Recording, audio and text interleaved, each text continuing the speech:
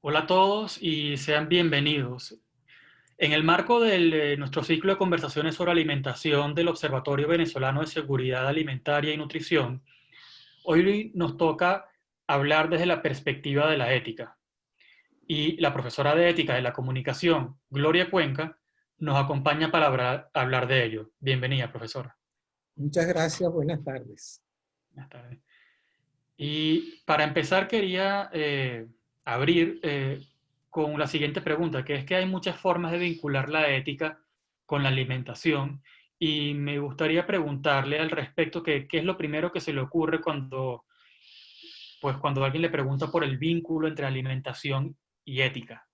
Bueno, fíjate, mucha gente piensa que eso no está relacionado, que hablar de ética con la nutrición es como extraño. Resulta que es todo lo contrario. La ética son normas y la nutrición también tiene normas.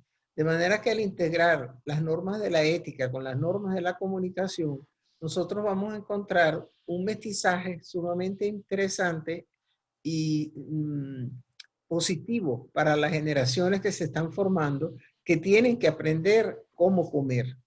La ética, como ya es conocido, es una disciplina filosófica y la nutrición es una ciencia.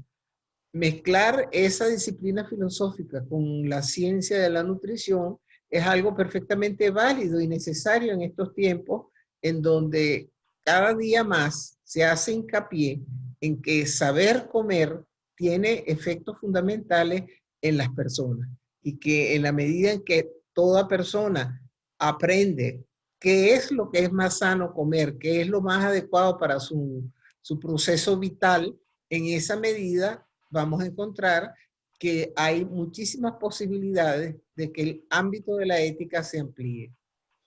Siempre recuerdo y trato de desmontar el planteamiento del gran Bertolt Brecht, el dramaturgo alemán. Brecht, muy pragmático, decía que primero había que comer y después se pensaba en la moral, dando a entender de alguna manera que no había una vinculación estrecha entre ética y moral. No, no es así. Sin moral no hay ética, porque sin moral no hay ética, pero sin moral tampoco se puede pensar en comer. ¿Por qué? Porque fíjense bien, cuando una persona por alguna razón decide establecer alguna norma de conducta para la comida, eso pasa por la norma de conducta que tiene que ver con la ética. Y eso se empieza a generar en los primeros años de vida de la persona, que empieza a ser educado y empieza a mostrarse en su ámbito cotidiano, en la vida de la familia, qué cosas son apetitosas, qué cosas no son apetitosas, qué cosas vale la pena comer y qué cosas no son buenas para comer. Claro, y bueno, si no hay ética y si no hay moral, pues también se puede incurrir, digamos, se pueden decir cosas como el que no vota no come. Sí, efectivamente. El proceso de la alimentación tiene en algunos países una direccionalidad completamente sorprendente. Es decir, yo creo que en la historia de la humanidad es solo después de la aparición de los totalitarismos en el siglo XX que se va a vincular la comida como un elemento de control. Efectivamente se habla, por ejemplo, de las épocas feudales.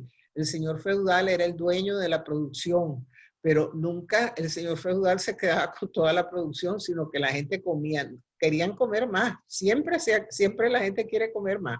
Siempre la persona cree que necesita más de lo que se está comiendo. Y eso es una tarea muy importante que le toca a los médicos nutrólogos, a los nutricionistas y a los educadores y a los comunicólogos para transmitirlo, porque mucha gente tiene la fantasía de que qué es lo que hay que comer para estar sano. Y entonces no es fácil saber eso. Bueno, en los últimos tiempos se ha hecho eso una consigna, el que no vota no come. Se ha planteado la posibilidad de que la comida está siendo utilizada para controlar a la población. Y entonces una bolsa de comida significa que tú vas a tener comida por una semana o por 15 días. Y eso nunca en la vida se había visto. La comida Hubo otras épocas en donde se repartían bolsas, pero esas bolsas de comida eran un complemento que venía a contribuir a que la mesa familiar estuviese mejor provista. Pero esta cosa restrictiva que estamos viviendo, también por la hiperinflación y los costos de los alimentos, esto era totalmente desconocida en Venezuela. Claro, y entonces, bueno, tenemos también que, vistos desde ese punto de vista, en Venezuela se vulnera y se caen en prácticas antiéticas al no darse las condiciones para que haya una seguridad alimentaria. Es decir, al verse vulnerado el derecho de los ciudadanos a una alimentación adecuada, pues estamos hablando también de que hay una falta ética allí. Por supuesto. La ética está en todos los actos de nuestra vida. Y no entender esto significa perder un poco la perspectiva de lo que significa la civilización y la cultura. La civilización surge justamente porque el ser humano requiere y necesita de una serie de pautas para la convivencia. Porque una de las cosas que considero más hermosas de que tiene la comida es que es el espacio en donde la gente supuestamente se reúne para compartir. En la familia es el momento de estar todos juntos, intercambiar los hechos que han pasado, cómo se ha venido viviendo. Y todo eso está mediado por toda una tradición ética que implica desde cómo sentarse a la mesa, que ya es más la forma de cómo comes, hasta el momento de, recuerdo esas expresiones que habían, en la mesa no se canta, en la mesa no se hacen chistes fuertes. Es decir, había todo un ambiente en la familia tradicional para que la mesa fuera un espacio de convivencia, armonizado, diría yo, por la excelente comida que teníamos en Venezuela. Eh, Muchas veces no nos damos cuenta de eso, pero nosotros tuvimos una comida extraordinaria siempre y eso hacía que el momento de la comida fuera un momento muy feliz para todos. Claro, y también existe también un protocolo que está también vinculado con la ética de cómo uno se comporta, que es que, por ejemplo, si dos rivales políticos se sientan a comer, pues ahí tiene que haber un mínimo de confianza en el que los dos van a salir de allí, pues bien, bien parados, o sea, van a salir vivos, por así decirlo, ¿no? Hay confianza.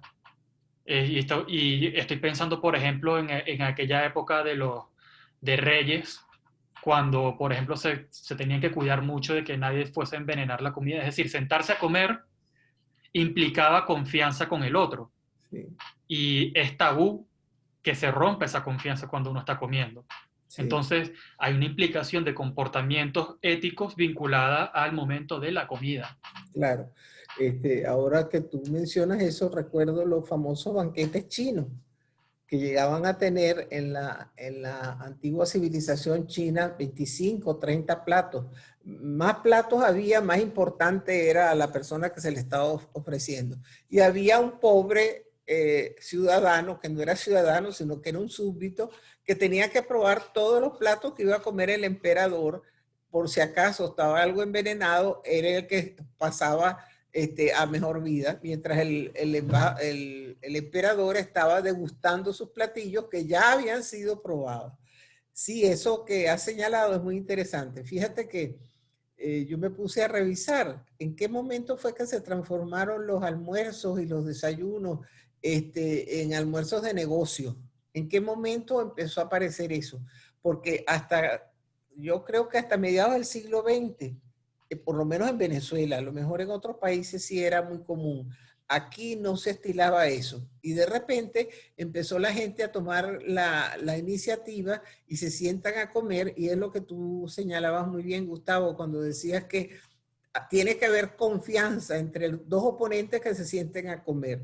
No pensemos solamente en la política, pensemos también en el deporte. Cuando hay un caraquista y un magallanero que están furiosos porque acaban de perder uno y ganar el otro y se sientan a comer, casi siempre al empezar a libar, algunas bebidas y al empezar a contar las anécdotas de lo que ha pasado en el juego, empieza a bajar la tensión de la tensión fuerte que había entre unos y otros y empieza a darse otro tipo de encuentro muy importante.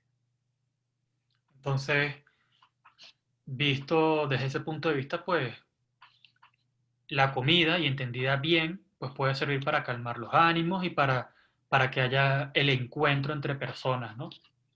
Acuérdate del dicho aquel, barriga llena, corazón contento. Ese es un dicho Exactamente. bastante popular y que hace pensar que la gente no debe sentarse a discutir ni a plantear problemas, y esto va con todos, no solamente en los políticos, sino en la familia, entre los amigos, en los trabajos, con hambre, porque a veces se confunde el hambre y la sensación que te da el hambre con la molestia que tú en un momento dado tienes. Pudiera hablarse, creo yo, de que debe existir una ecología de la nutrición, es decir, un espacio ecológico en donde la nutrición pueda expresar toda la trascendencia que desde el punto de vista vital tiene. Porque hasta ahora vemos la nutrición y vemos la comida como lo necesario, lo imprescindible para uno seguir adelante, para estar vivo. Pero hay elementos dentro del ámbito de la nutrición que pueden de alguna manera desencadenar situaciones fundamentales en el desarrollo del ser humano.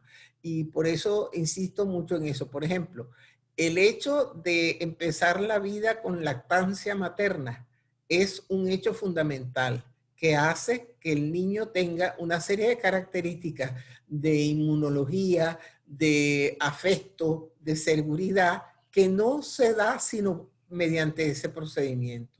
Igual ocurre, por ejemplo, cuando vemos en las personas que empiezan a enseñar a los niños a comer vegetales. Comer vegetales es una de las cosas más complicadas para enseñar a los niños porque no les gusta el sabor de los vegetales. Les gusta, eso sí, el sabor de lo dulce, el sabor de los carbohidratos en general. Entonces, cuando tú empiezas a enseñarle a comer vegetales, la lechuga, ¿a qué sabe la lechuga? Tienes tú que pasar por un proceso de adaptación del gusto para que empieces a tomarle el verdadero gusto al sabor extraordinario que tienen esos vegetales verdes. No es fácil, pero esa es la tarea de las madres. Así es, sí, sí. Y bueno, usted hizo mención también de una especie de ecología de la nutrición y quería quedarme con esa cuestión de ecología porque también hay muchas personas que dicen que desde un punto de vista ético no pueden comer carne que no haya sido, pues bueno, de pastoreo, de trato ético, que, no, que el animal no haya sufrido maltratos, y hay otras personas que dicen que por ética no pueden comer carne. ¿Qué tal? Y luego también hay otras personas que dicen que solamente quieren comer cosas que sean sostenibles. Es decir, otra cuestión, otra forma en que la ética y la alimentación se puede vincular y que, bueno, que es todo un movimiento porque, claro, en un momento en el que las Naciones Unidas ha pedido que los gobiernos declaren la emergencia climática, pues creo que también es otra cosa que, bueno, otra arista, digamos, a la alimentación que las personas pues podrían considerar. Efectivamente, tú estás hablando del mundo de los veganos, de los frutalios, que son los que solamente comen fruta. Hay un grupo que solamente come lo que ha caído del árbol para no mortificar al árbol. Por supuesto, toda la variedad que hay entre los veganos, que hay ovolacto vegetariano solo, etcétera. Todas esas son, digo yo, intentos y aproximaciones del humano para encontrar ese equilibrio fundamental que todos necesitamos. Porque ciertamente en algún momento nos hemos sentido que estamos sacrificando demasiado a algunas especies, pero el ser humano nació para comer carne, y eso lo dicen los odontólogos cuando le ven a uno los dientes y señalan que los colmillos son unos colmillos que se fueron bajando de la época primitiva.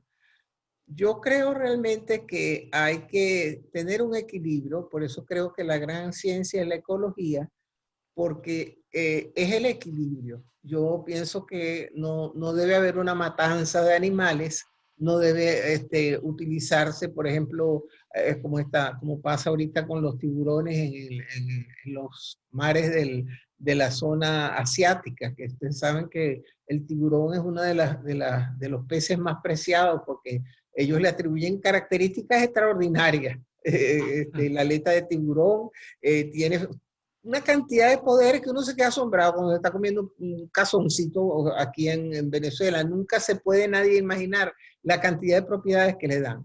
Bueno, pero hay una matanza de animales que ha puesto en riesgo la supervivencia de esos animales.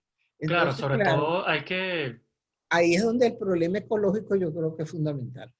sobre todo considerando que, bueno, que efectivamente un comediante decía que, a ver, que los humanos o sea, de una forma un poco más chistosa, decía que los humanos ya nos hemos salido de la cadena alimenticia. Es decir, tú si quieres comer, no tienes que salir a cazar un animal. O sea, no, ese no es tu día a día. Tu Mm. día a día, si quieres comer, es ir a un supermercado en circunstancias normales. ¿Sí? Y bueno, y compras, o sea, se supone que tú puedes comprar algo que viene en todo un proceso, en una cadena de valor, y entonces, claro, ahí en todo ese proceso ent- industrializado, pues suceden, digamos, las cuestiones éticas que digamos que los que llaman los animalistas sí tienen alguna objeción con respecto a eso, que bueno, que no les gustan esos matanzas y mataderos industriales, por así decirlo. Y la cantidad de cosas terribles que le hacen a los animales en el momento de matarlos, que también es muy doloroso y hay unos cuentos espantosos. A mí no me gusta hablar de eso mucho porque a mí sí me revuelve el espíritu y yo soy muy pro animal. Yo fui 6 años de mi vida vegetariana y te puedo decir que fui muy feliz en esos años que era vegetariana. Eh, Hay, por supuesto, una cantidad de cosas que están pendientes, que están vinculadas, y no quiero dejar pasar la oportunidad de hablar de la trascendencia que tiene la libertad de información y la nutrición. Si tú no tienes posibilidades de decirle a la gente lo que tiene que comer, ¿por qué? Porque ese es el otro punto. No solamente porque no se trata de autoritario, de decir, ustedes tienen que comer tal cosa. No, señor. Hay que explicarle a la gente, hay que comer esto porque esto es más sano, porque esto es mejor para su salud, porque contribuye a mejorar la calidad de su vida. Entonces, sin libertad de información es terrible la tarea de educar a la gente para la nutrición. Después hay otro elemento que es fundamental, la paz. Si no hay paz, la nutrición va a sufrir una gran merma porque los productos en el campo, en las ciudades, en donde se estén produciendo, al haber guerra, todo entra en una especie de caos y hay una gran devastación que impide que realmente se pongan en manos de los usuarios esa producción alimentaria que es tan importante. Y la otra cosa que quería recordar es que los recursos naturales no renovables, eh, hacen muchísimo daño a la alimentación. Y que hay que tener un gran equilibrio cuando se está trabajando en determinadas áreas porque en este momento estamos invadidos por una cantidad de elementos contaminantes. Nosotros aquí en las playas de Falcón tenemos unos derrames petroleros espantosos. Esos derrames petroleros disminuyen las posibilidades alimentarias de la gente de la zona. La pesca está en una situación crítica. Todo lo que es la pesca de arrastre, imagínense cómo está. Y finalmente hay una cantidad de animales que están pasando trabajo y que pueden desaparecer como consecuencia de eso. Claro. Eh, sí, y pues llegados a la situación que hay en Venezuela, pues claro, es que hay personas que se preguntan, es que no, que si yo robé porque quiero comer, porque necesito comer. O sea, en situaciones extremas, esa línea pues se tiende a ser un poco más difusa. Y hay gente que dice, no, que es un acto ético y bueno, el cuento de Robin Hood está, o sea, que digamos que está muy fijado en la mente de las personas. No, no. Eh, Ya, en eso soy radical, sinceramente. Yo creo que el robo es un delito y así está establecido en todas las legislaciones del mundo democrático o incluso del mundo totalitario. En China, que es un país de orden totalitario, fusilan en plaza pública a quien roba. ¿Por qué? Porque el robo es un delito grave. Las religiones, ninguna acepta el robo. Esa actitud laxa que se está dando, donde la gente piensa que lo que uno se encuentra es de uno, no importa si tengo hambre, me robo eso.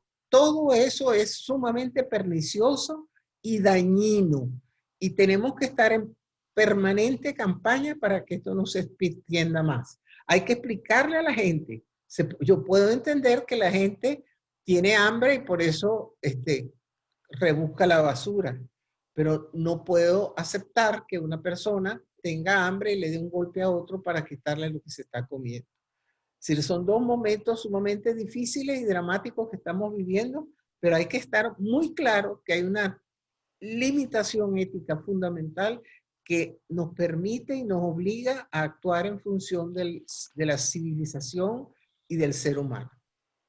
sería, digamos, ese estado natural, digamos, una situación así, antes del estado de la ley y el surgimiento de sí, de la legalidad, Claro. que se habla mucho en la filosofía. Y entonces, claro, la idea no es llegar a ese estado, digamos, natural en el que uno efectivamente pelea por la comida. Más bien, eh, las posturas éticas para evitar ese tipo de cosas son fundamentales. ¿Está Claro. usted de acuerdo?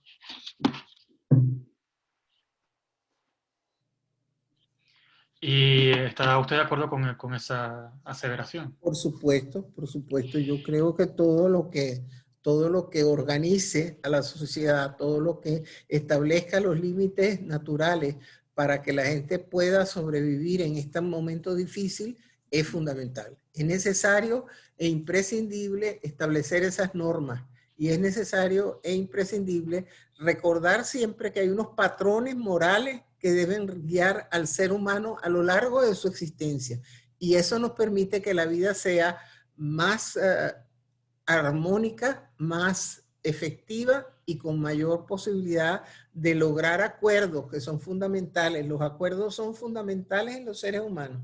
No podemos vivir en una especie de guerrilla unos con otros. Tenemos que llegar a acuerdos, fomentar la armonía y fomentar la amistad y la colaboración. Perfecto. Y hay una cosa que yo le quería preguntar porque usted es educadora y educadora en materia de ética. Entonces a mí me gustaría saber qué rol podría tener la educación a la hora de hacer primero decisiones éticas en el momento de alimentarnos, pero también hay un componente de la educación, digamos ya como aquella institución educativa que sirve para alimentar a quienes van a ella. O sea que una institución educativa es un factor de capilaridad para alimentar a las personas.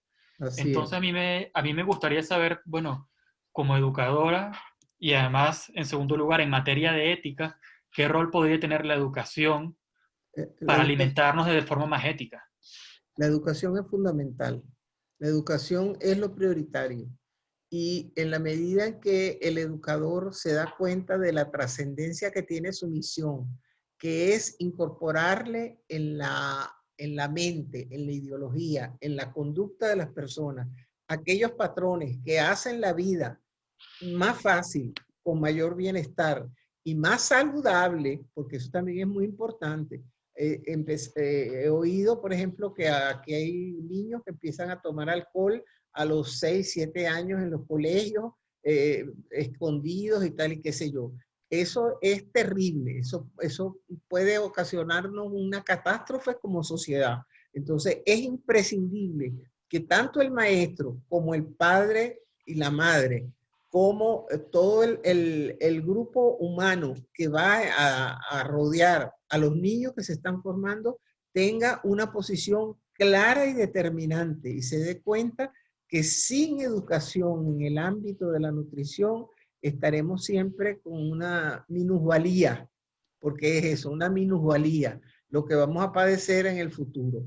Es de las cosas que más me angustian en estos momentos cuando veo la enorme cantidad de personas que están pasando trabajo, que no pueden comer, que no tienen acceso a las proteínas y que puede venirnos un grupo de generaciones en Venezuela parecido a los que hubo en Europa después de la Segunda Guerra Mundial. Sí, totalmente. Es fundamental. Pues hasta aquí llegamos y quiero agradecer a todas las personas que vean esto y que nos sigan en las redes sociales en @obsan_an y que visiten la página web obsan.org para más información. Y pueden ponerse en contacto con nosotros para enterarse un poco más de de la misión que tiene el Observatorio en materia de seguridad alimentaria y en general de políticas públicas en materia alimentaria. Muchas gracias y hasta aquí llegamos. Buenas Hasta tardes. luego. Buenas tardes.